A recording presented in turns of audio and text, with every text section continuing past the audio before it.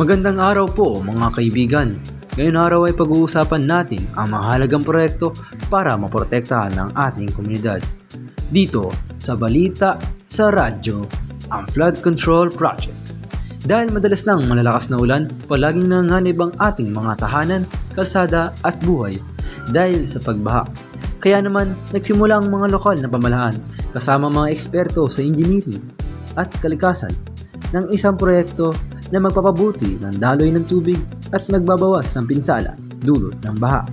Kasama dito ang pagpatayo ng bagong drainage system, pagpapatibay ng mga pampang ng ilog at paggawa ng mga retention basin. Pansamantalang hawakan ang sobrang tubig. Layunin nitong ilayo ang tubig sa mga delikadong lugar at maiwasan ang malalaking baha.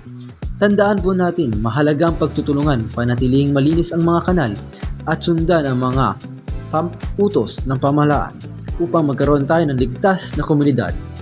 Ako po si Kenyo Remilano, nagbabalita sa radyo